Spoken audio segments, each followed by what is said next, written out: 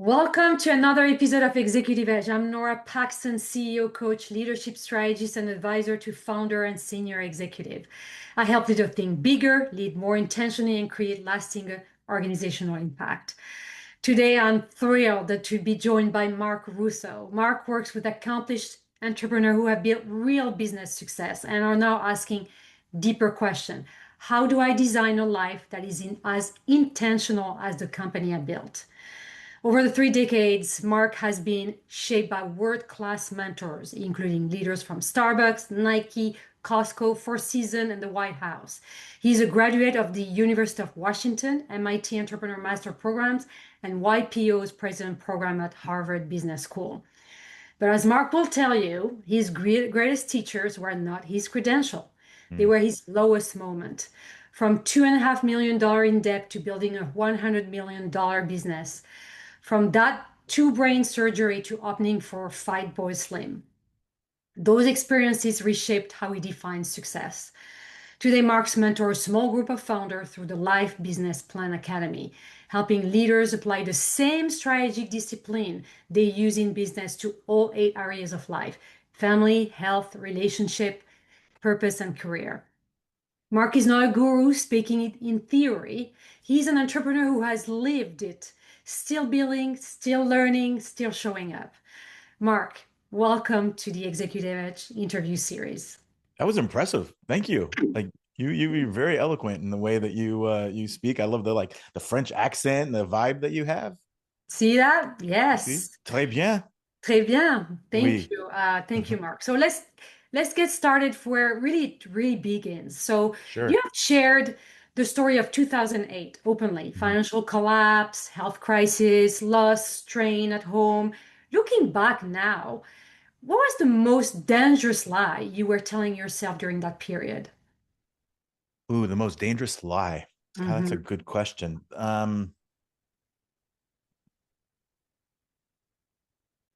I think leading up to that moment when, before everything happened, I think my dangerous lie was that I knew it all and that I was successful and that I had a plan and then I was prepared and I was ready. And I think that what the 2008 crash really did for me was it humbled me and it gave me a great sense of humility um, about all the things that I didn't know. And then all the things that it forced me to reevaluate what my definition of success was. And I think that there's a lot to unpack there, but I think those are probably some of the most important things that are biggest lies or our biggest lessons learned. So tell me more. At that time, did you think the problem was circumstantial, or did you already sense something deeper was broken in how you were living? Well, I'll kind of go about it in two different ways. I'll go about it from a business standpoint. Hmm. Uh, we had always measured because we were in the land development industry back in 2007, 8, 9, and we measured that if the market went down 20%, that we were going to be just fine. In some of our instances, the market went down 60%, and so there is no way there. It was unfathomable to me. Maybe if you're more senior in this business, you uh, could have spotted some of the signs that we were in an overinflated market. But at 37 years old, I hadn't I hadn't earned the stripes of seeing a massive downturn. So, we thought that we were well protected. We had a lot of equity in our homes. We had a lot of equity all around us. But, in that point, in that instance, we kept on pushing and when we should have been retreating. And that was a lesson to be learned. And you can never have too much cash is a lesson that we learned from in the business side. From a personal side, I think what I leaned into was what my definition of success was. Like my definition of success was if I was going to get to 1,000 lots. And 1,000 lots was just a made up number. It had nothing to do with actually that was a sound business plan. It was just my ego talking about what kind of business that I wanted. Because if 1,000 lots, I could say I had 1,000 lots and then I could, touted at around town that, yeah, I was developing 1,000 lots. We were developing 250 lots at the time, which is an outrageous amount for two 37-year-old guys that started with nothing. And the downturn taught us a lot of lessons. And I think what the biggest lesson was what my definition of success was. Yeah. And I think having no money and no paycheck for 5 years and being $2.5 million in debt, the success that I had were what I always wanted in life. And that was my wife and two kids. And because I think that, when you are in your 20s, and aspiring to have a family, like that's what I truly wanted in life. And yes, a byproduct of being successful and having money and having safety and security is part of that. Yet, I didn't realize it at the time, but I put my entire family in jeopardy by trying to go too big too fast. And I could have been a lot more conservative. I could have been developing 50 to 100 lots, had no risk. And so, those are lessons to be learned. Yeah. What is striking to me is that your breakthrough did not come from a grand vision exercise. It came from a small human moment. And talking about human moment, your Sure. daughter asking, Dad, can we go to the zoo on Saturdays has become a Mm-hmm. defining moment in your story. So, Mm-hmm. why did that question cut through everything else? Yeah. Um, because if you can imagine, um, I was $2.5 million in debt, no paycheck. I had banks coming after me. I was kind of a little bit hopeless. You know, I, I was depressed to put it lightly. And I still tried to be there for my kids, but it was like how I was showing up, I think changed. And I think that when she said, "Hey, can we still go to the zoo?" It was like, yeah, right. Like that's what matters most. Like it matters that I'm spending time with my kids and spending time, with my wife, and that those became rituals. Like for Sienna and I, it was going to the zoo. And I'll backtrack a second. Is that Sienna was born in late 2007, and so it was just entering the crash. And so in all of 2008, she was with my daughter. She was with my wife because she was an infant. And then come 2009, as she was starting to get one, and then in two, like by 2010, she could actually verbalize and be like, "Hey, can we still go do something?" And that's when the light clicked on and said, "Yeah, I've been spending all this time with my son. I need to like focus time with my daughter." Um, and so those rituals became cemented. Like we started out hot chocolate dates. Then we started going to the zoo. And then one of my mentors, Warren, said, "Hey, one of the best things that you could ever do with your kids is starting to take them on daddy, daughter, daddy, son trips and just spend, 2 days away, 2 nights away when it's just you. And those will be cemented in their lives forever because dad took time out of work just to spend time with them." And I will say it's the greatest thing that I've ever done in my life was taking those 2 or 3 days, sometimes taking them out of school and taking them to all different kinds of trips. And so that was because at the end of the day, the lesson learned is your kids don't care how much money you make. They care how much time you spend with them. And you only have a certain amount of time until your kids are out of the house, where whether they choose to spend time with you or call you or not. And fortunately, I invested a lot of time with my kids. And even when I was broke, I took her, and we found a way to do these kind of a trips and some of these kind of events. And now she's like, "Hey dad, can we go do this? Can we go do that?" And she wants to do those kind of things with me. And, like as an example, or my son's in college right now, and today is Monday morning, and he's like, he wanted to call and let me know how his weekend went. And I canceled a meeting and I spent an hour just talking to him about hearing how his meeting was. And I will tell you, that's the greatest thing that I could ever possibly do. And gives me the greatest joy is just to hear how he's doing in life and hearing not just the joys, but also the struggles. And so those are some of the lessons learned from the 2008 crash is that recognizing what my definition of success and what I'm trying to teach people with the life business plan is that everyone has a business plan for their companies. They will exhaust the amount of time, energy, and effort they do on a weekly basis, quarterly basis, yearly basis, quarterly retreats. But how often are they spending that much time on their entire life and looking Yeah. at what they want to spend, how they want to spend with their family, their physical life, their financial, mental, spiritual, social, career, and relationship.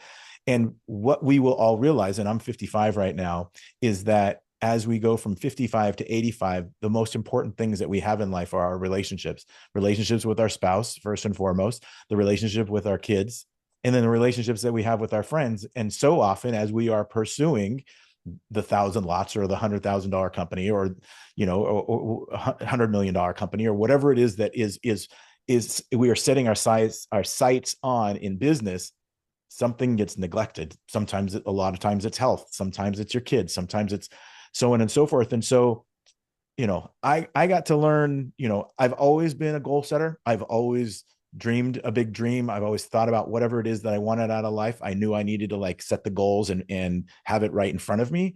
But for a brief moment, and in time, I really made money and finance and career success kind of overthrow everything that I had built on up until then. And I'm fortunate, I'm fortunate that I lost it all, that it reshaped what I thought the definition of success was. And so that's why I'm here today is that, I've gone through success and failure and success again. But now I have this newfound, kind of this newfound essence and really trying to help shape not just entrepreneurs, but also, to shape entrepreneurs, to start with. Yeah.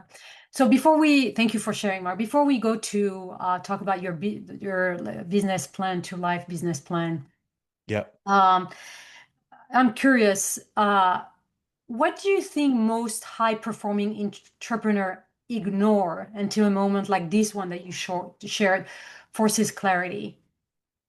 I think that I think, people are either motivated by pain or pleasure. And I think that what most people will make changes is when they actually get to a depth of pain.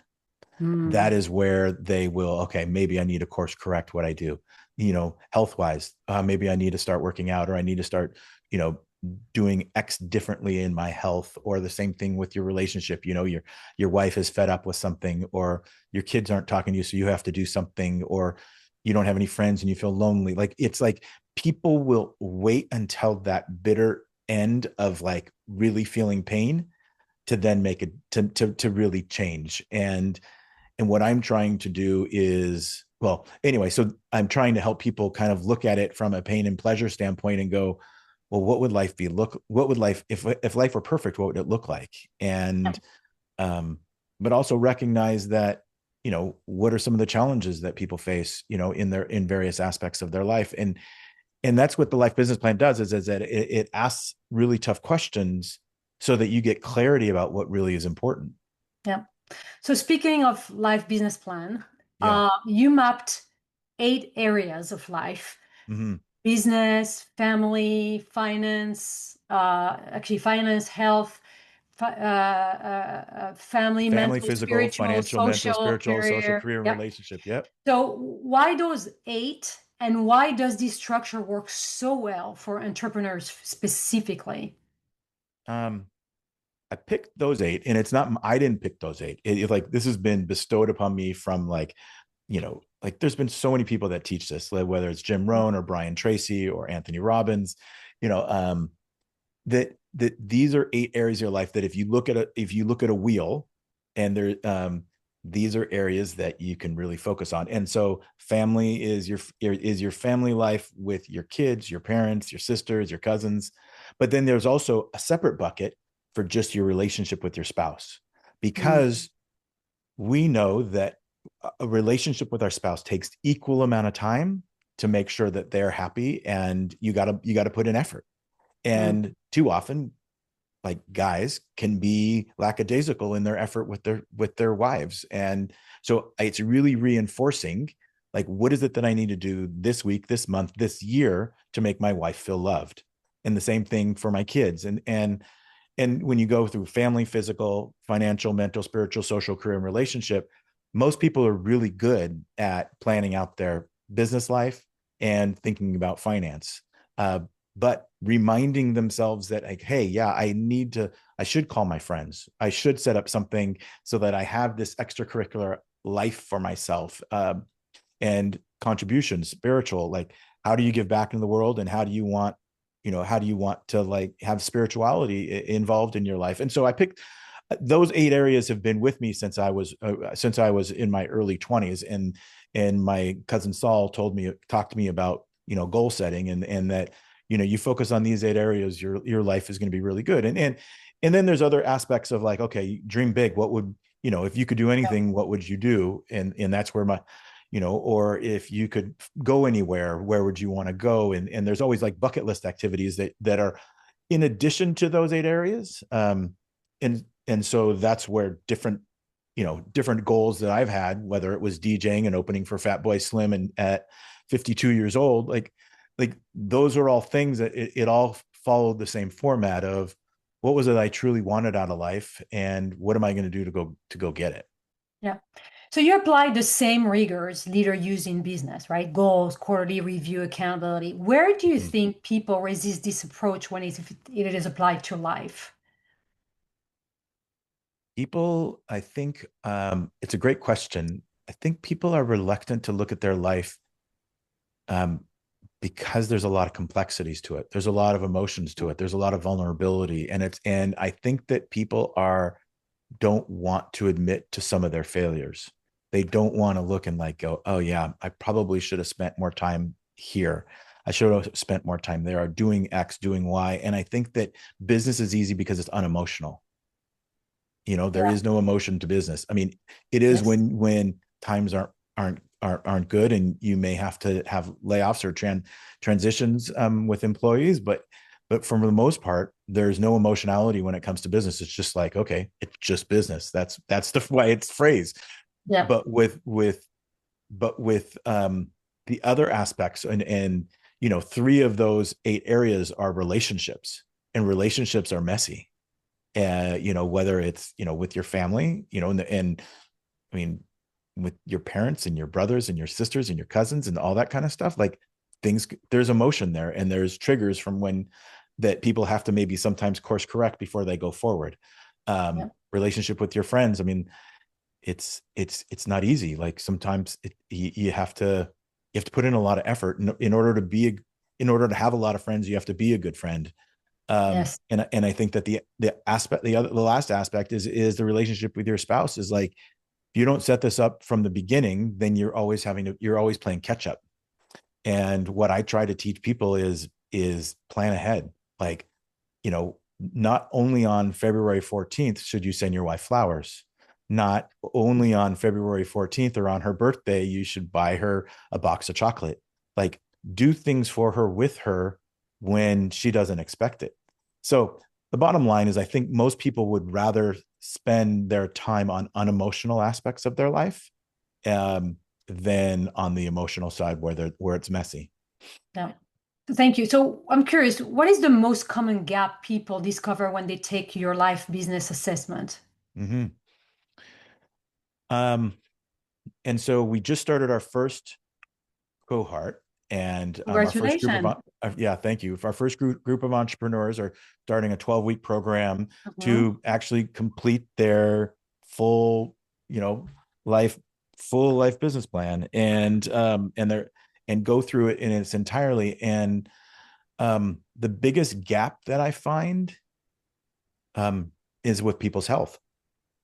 Mm, Is that they are so keen on business and their finance that, they kind of lack on making sure that they're fit. And it's sad because if we don't have our health, we have nothing. And I have seen, over the course of my lifetime, people who have great wealth that cannot reverse it, and when your ticket gets called and God says it's time, there, you can't say, well, I have $1 billion. What can I use my $1 billion or $1 million or whatever money it is? There, God isn't taking any money as a solution. It's so if you don't have your health, you don't have anything.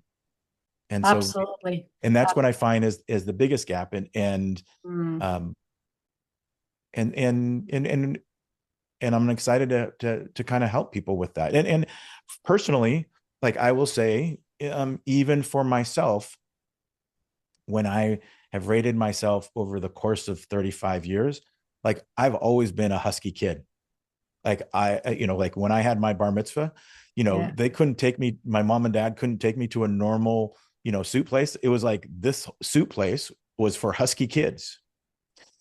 And so I've had to find a way in order to kind of like make myself more accountable, make myself um, just kind of work harder. And I have a trainer in the morning that I have 3 to 4 days a week. I have a trainer in the afternoon that I have 2 or 3 days a week. I have a tennis coach that I have at least once a week. Like I have people that hold me accountable. I have somebody that monitors my blood, where I get blood tests twice a year, and they're reviewing the blood tests with me to kind of see if I'm on track. And so it's kind of like I've surrounded myself with accountability to help me with even my own worst parts of my life. And I will say, like, I'm like maybe if I rate myself on a 1 to 10, I'm probably like an 8 now, but there's times when I was a 7 or a 6 um or even 4s. Like, so it's something that I'm constantly working on myself, and I know it, and I'm teaching people and I'm preaching to people. So Yeah. that's where I find is the biggest gap. Yeah. And that's what I appreciate about you, Mark, is that you do not present this as a theory. You have lived it before and after. And so let's move another little bit deeper on how you redefine Mm. business, help Yep. redefine business without losing ambition. So since you're creating this framework, you have built a $100 million plus business, Mm-hmm. reignited a creative career, and Mm-hmm. strengthened your family life. Yep. What changed in how you pursued success, not just what you pursued? Well, you ask a lot of tough questions.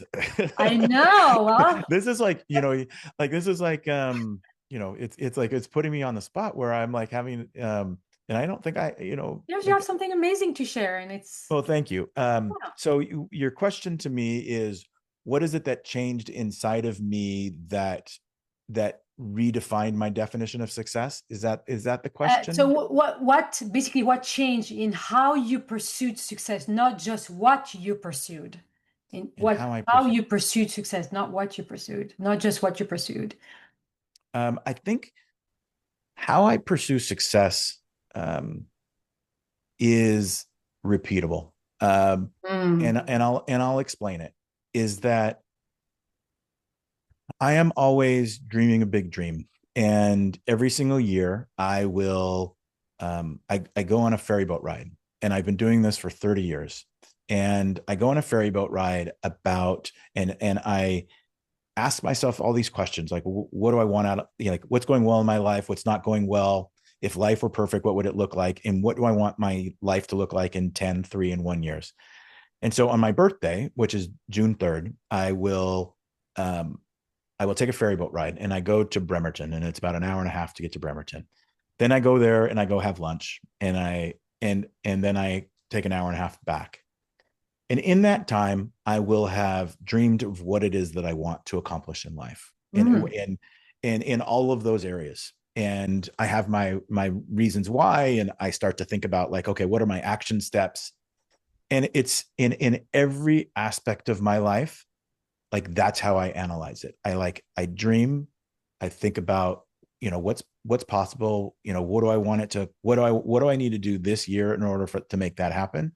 And then I start taking action items. And um, it's how, like, for instance, how I recreated JayMarc to what it is, how I became the leader of how I became a better leader, how I became a better father, became a better husband, how I did a half Ironman, how I DJ'd, how how I started this program, how I started Life Business Plan. It was like I had a vision of what it is that I wanted, and then I just took action items, uh, like week by week or quarter by quarter, week by week, to ultimately make that happen. And I think that and it's no different than how I look at business. We look at business from, if I want to improve this kind of business, okay, what kind of sales do I need to do? What kind of marketing? What kind of customer service?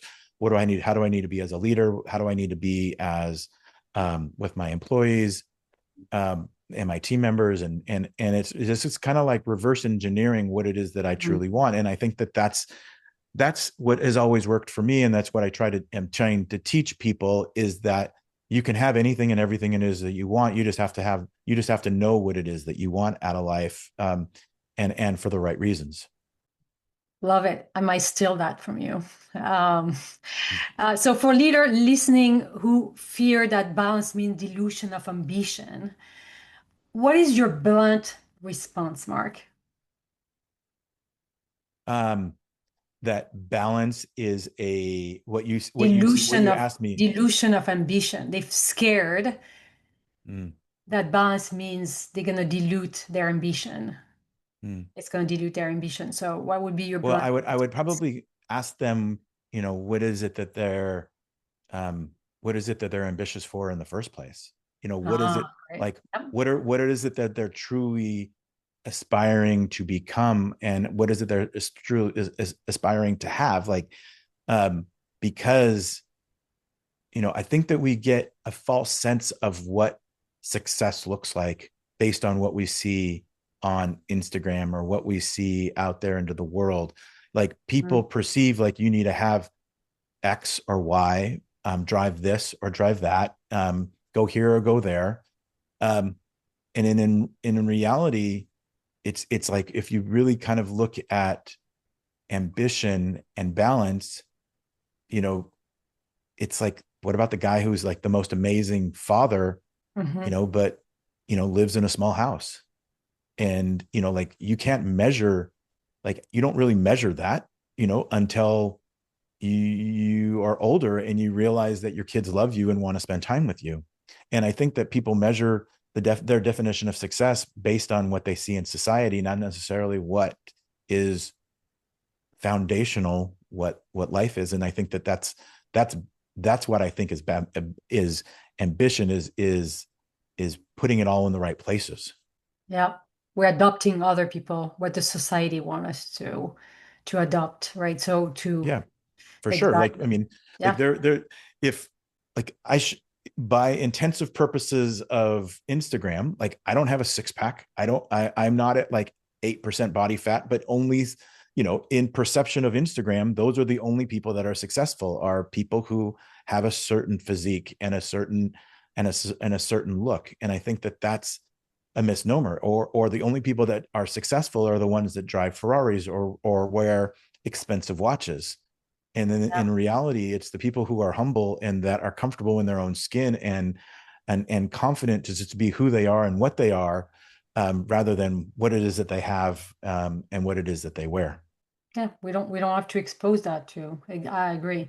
So what does winning look like in the next chapter for those entrepreneurs that you mentor? I think when I look at the success of what I want for the the group of entrepreneurs that I'm leading, or or also mentoring of high school and college kids, is be comfortable and confident with what it is that they want out of life, and go pursue it. And and don't let outside influence affect how they live their life. And I Mm, think that when they have the goals in front of them of like what it is they truly want out of life and why they want it, I think that gives them a lot of confidence. And that's what I'm trying to instill with these entrepreneurs. And I'll even take it a step back, is like the first session, we spent 80 minutes with the first cohort. And what we did is I have a great mentor. His name's Howard Bihar, and he was the president of Starbucks. And he talked to me about his why and his how and how he does everything and his values. And so we spent basically all 80 minutes and we just went, it was foundational. It took them back to going, okay, what are their values? What is their mission statement, and how do they want to live their life each and every day? And then it kind of gives them an essence. It kind of gives them a confidence, gives them a swagger of like, yeah, this is who I am. And I think that that's really powerful, is that when you can be out there in the world and you know who you are, like there's nothing that's going to stop you. And then the next kind of session that we have is all about gratitude, is that we are truly blessed with what it is that we have in our lives. And just to recognize that, that we are, that we are the chosen, like wherever we are, and we're able to focus on this kind of life, like that is an amazing blessing. So, that's what I try to teach people, is like, they're great they're great as they are. And when they know what it is that they want, like that gives them great confidence. Yeah, that's amazing. Love it. So this brings us to the people that you work with now. Mm-hmm. So you mentor accomplished founders, often Mm-hmm. eight-figures operators who look successful on paper. So how do they usually describe their lives before they see the full picture?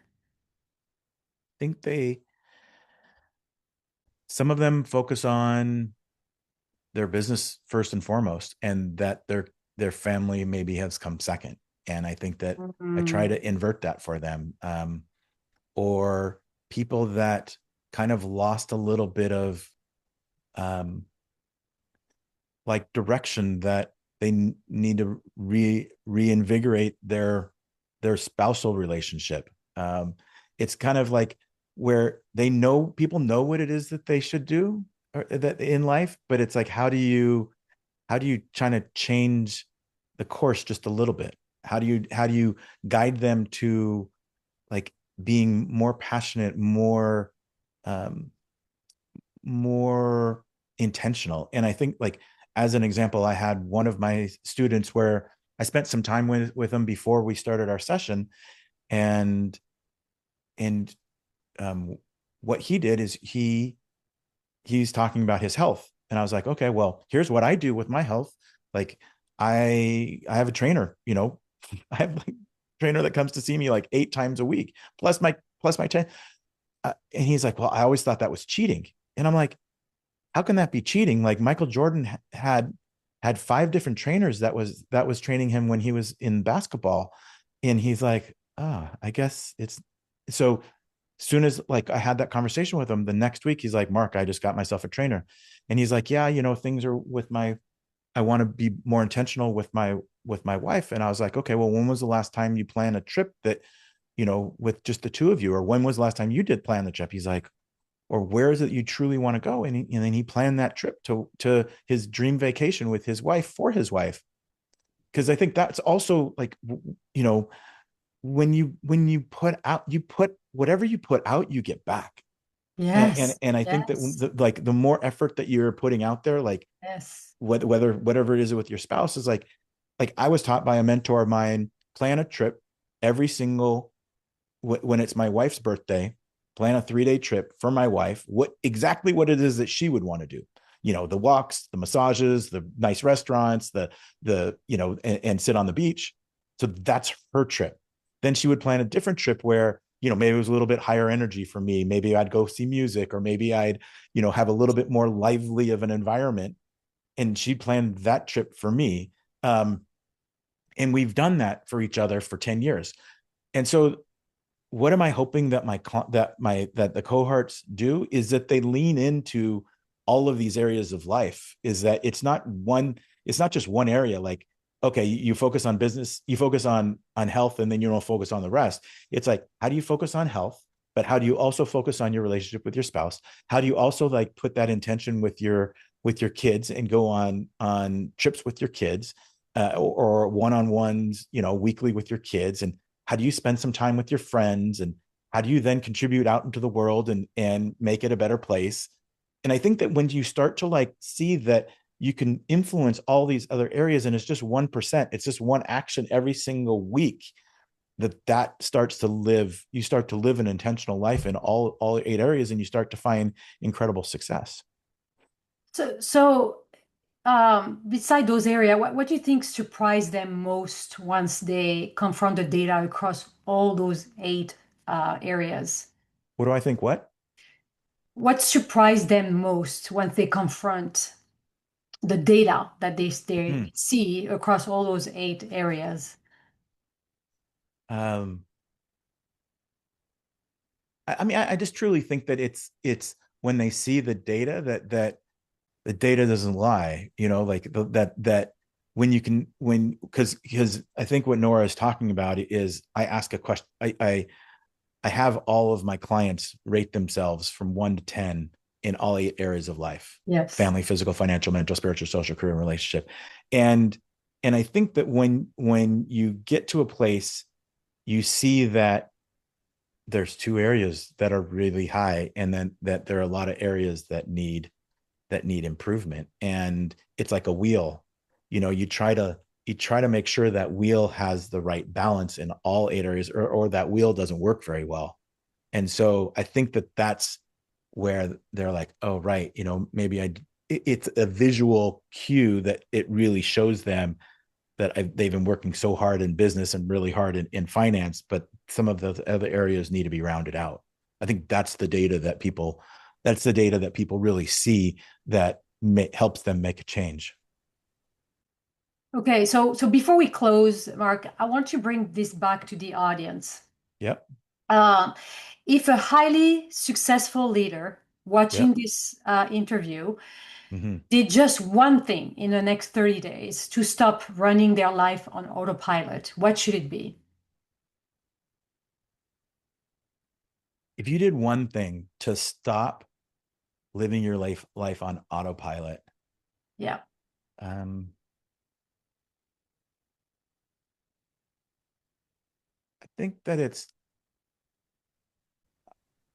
I'll say this, is that if you could one lunch, take one take one lunch and go set aside and have a black notebook, and you wrote out 8 areas of your life.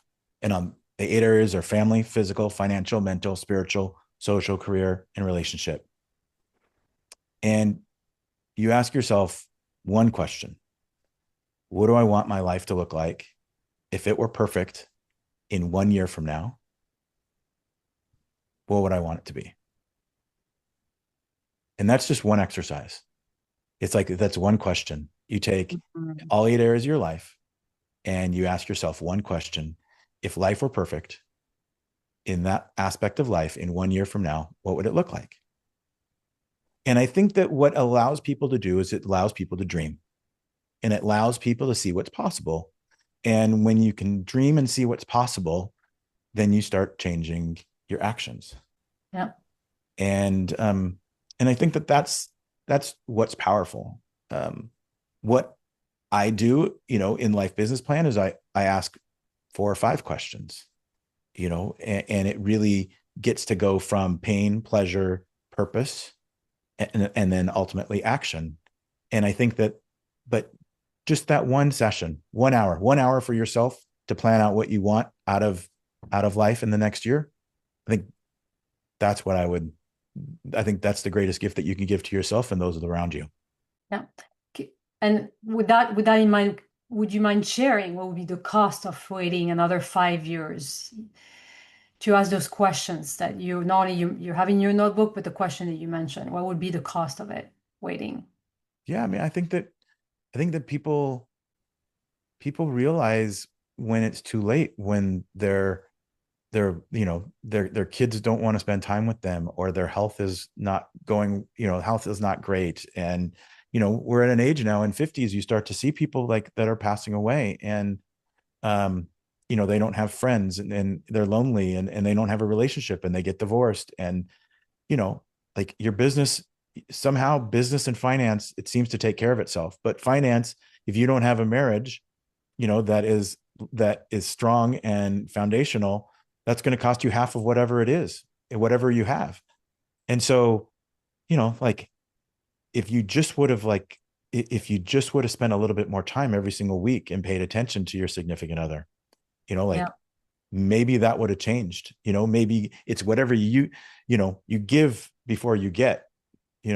People hold grudges and people have resentment about whatever is happening in life, and I think that it's trying to reverse that and go, okay, who do I need to be better in order to have a better a better aspect of life. And so I think that's what it costs people, and I think it's really before it's too late. Yeah. Yeah, And taking things for granted is very, as you know, is costly. for So sure. yes. And so you're still, you say you're still building, you're still learning, you're still showing up. What does showing up well mean to you now? Showing up well means to me um, that I'm very intentional about what I'm doing, who I spend time with, how I show up for others. I think that since I've started Life Business Plan, I've always been like a thoughtful, kind of generous, caring person, but I think that I've actually leaned into that person more. And like I'm seeing like I've had mentors already pass away, and I have two of my most significant mentors that are not feeling well right now. They're in their 80s. And I try to embody who they are.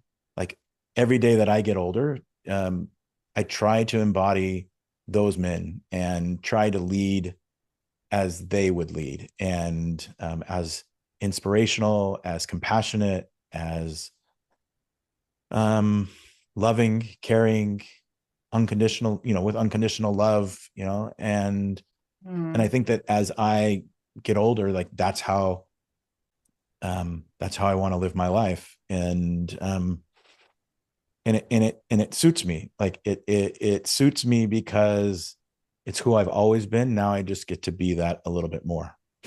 yeah. Well, thank you for sharing. One last question. Do you have open enrollment right now in your next cohort, or when is it? Well, we take For a our wait. audience? We're right. The first one is full, Okay. we're taking waiting list for the next one, and people apply. Okay. And that's what I've learned from my mentors as well, is that it's not just for anyone. It's for people that want to actually be vulnerable, that are willing to take the time, put in the energy, and really want this for themselves. And so, we don't just take anyone to be a part of it. Is you have to, answer questions, take the assessments, and then because we're with this group. The way that this group works is that we're with each other for 12 weeks, 12 Zoom sessions. And Okay. then we have follow-up Zoom sessions, every quarter thereafter. And the goal is to have this being a lifelong continuation of always constantly thinking about what's possible in life. And I want to have the right people on the bus.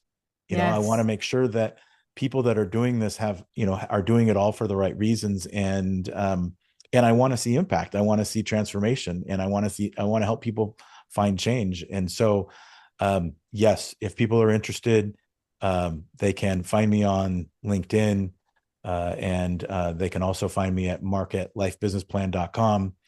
And it's Mark with a C. And so, it's like, I'm always happy to help people. And on this journey, of life, there's so many people that have guided me and became mentors and influenced who I am. And so I want to continue to bestow that upon other people.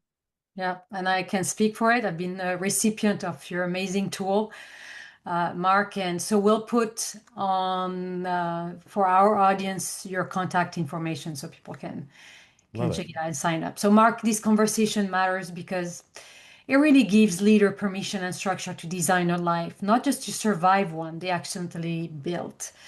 So, Mm-hmm. for those watching us today, success does not need to cost you your health, your relationship, and your presence, but it does require attention and Mm-hmm. intention. So, Mark, thank you for the honesty, the discipline, the work you're putting into the next chapter of leadership. Until next time. Thank you, Nora. You're a great host. Welcome.